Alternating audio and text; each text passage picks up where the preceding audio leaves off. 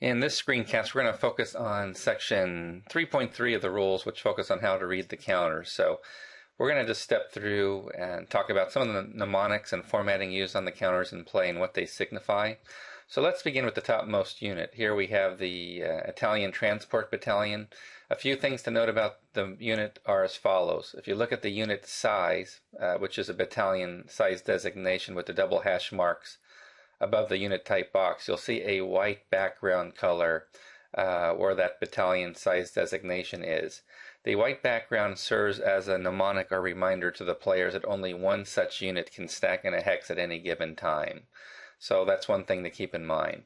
The next thing you'll notice is there is a light colored band across the upper portion of the counter that goes through the unit type box.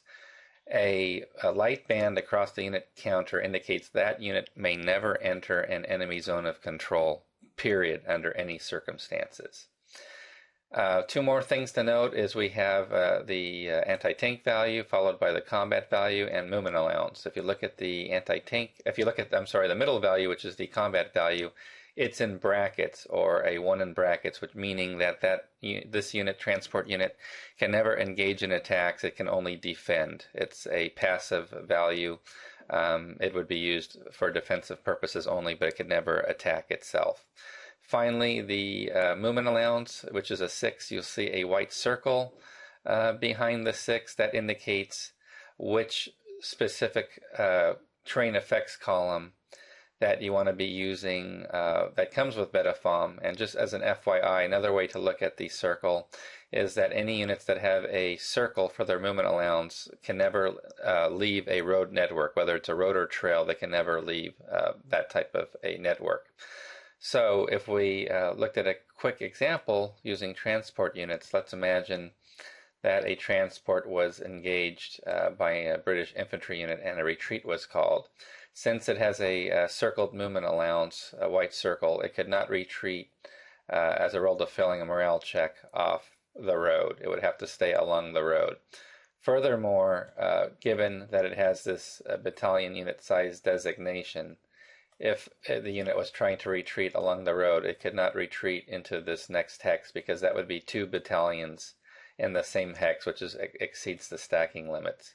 So that's just a little bit about why the unit markings are important for the transport units. So let's return and look at some other units. Next we have an anti-tank unit from the Merc parent formation. Here again, I just want to indicate it has a light band across the top, meaning that it can never enter an enemy zone of control. It has a 1 in brackets, meaning it can only be used for defensive value purposes for regular combat. And again, the white circle means this unit can never leave a road or trail network for movement or for purposes of a retreat. Now the next unit we have here is an infantry battalion. Again, notice the white box for the battalion unit size designation. So only one of these units can occupy a hex at any given point in time. You'll notice something new here. We have an 8 underlined for the movement allowance. An underlined movement value indicates a unit that can conduct infiltration movement. So the way infiltration movement would work is, we'll take an example here. I want to I'm in an enemy zone of control to start my movement, and I want to move into another enemy zone of control in one step. So moving from one zone of control to another would be considered an infiltration move. And if I do that, I mark the unit, and it may not participate in the regular combat phase. So that is a little bit about infiltration movement. It is the underlying value means a unit can move from ZOC immediate to another ZOC. The only exception to keep in mind for infantry units or personnel units rather, such as this one, is they can never enter an enemy armored zone of control unless they have friendly armor with them or in the destination hex. So even though this unit is capable of conducting infiltration movement, it could not move from here to here because there's no friendly armor moving with it, or there's no friendly armor in the destination hex, which in this case it could conduct the infiltration movement since the friendly armor unit was there. One thing I failed to mention, which I want to go back to, is for the back side of the transport units. The Italian player at the very beginning of his movement phase has the option to either park or unpark Italian transport units. Here is the parked side. What's important to note here is when you park an Italian transport unit, the unit size box went from a white background color to a yellow. This serves as a reminder for players that this unit does not count for stacking purposes any longer. It stacks for free. However, there can only be one parked transport in a hex.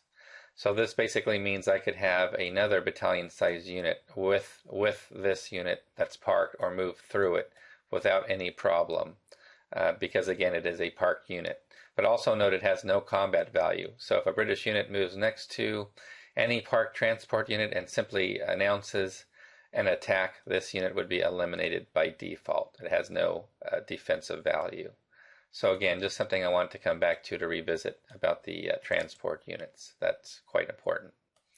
Next we have our artillery units. And notice artillery units come with their own barrage marker. On the front side it shows the full barrage strength, which is the basically up to half the range of the unit for barrage purposes. So note the combat value is a 3, middle value, and the range factor, which is the small 4, that is the total number of hexes distant that the artillery can fire.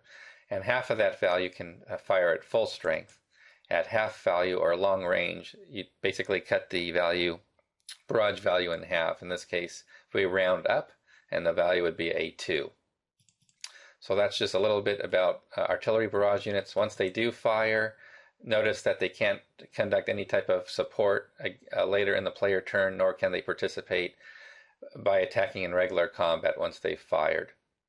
Their regular combat value or combat value is in brackets, meaning it can be used for defensive purposes only, but it cannot be used for any type of, again, it can't be used again for barrage in the same player turn or for offensive support, including defensive support.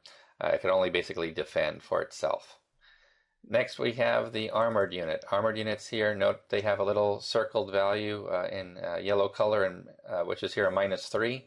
This is used for barrage combat purposes. If an artillery unit barrages this tank unit, you would shift the result, or the table column used 3 columns to the left, in this case -3.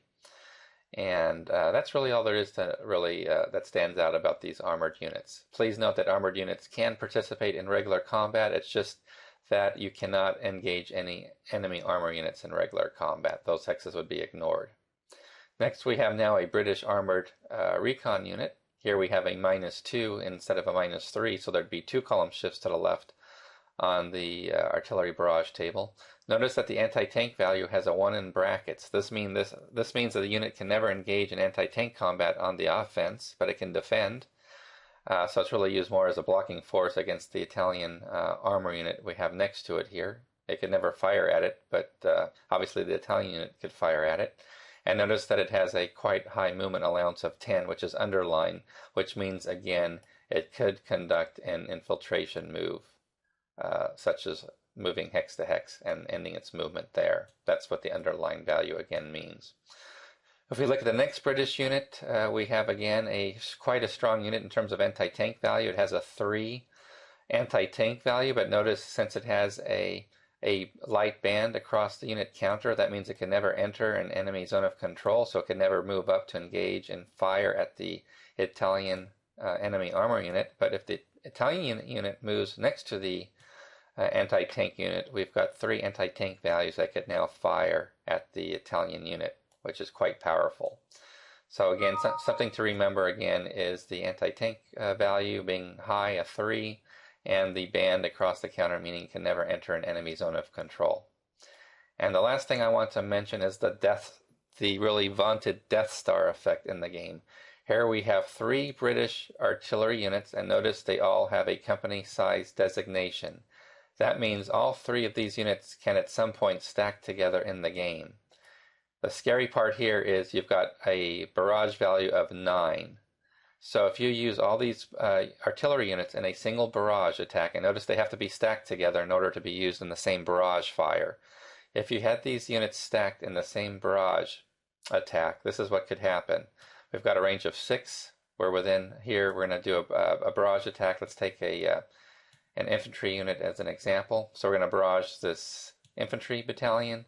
We've got 9 factors, so if I go to my tables here on the barrage table, if you look at 9, the 9 column, if I roll anything above a 2, the unit is automatically eliminated. This unit would go bye-bye. So these 3 artillery units can basically stack together because they're only company size, whereas nearly all the Italian artillery units are battalion in size, meaning you can only have 1 per hex. So they really can't stack together to make a larger barrage attack. So these artillery barrage units are all powerful in the game. So again, I hope this provides a good overview of how to read the counters in Beda Fomm.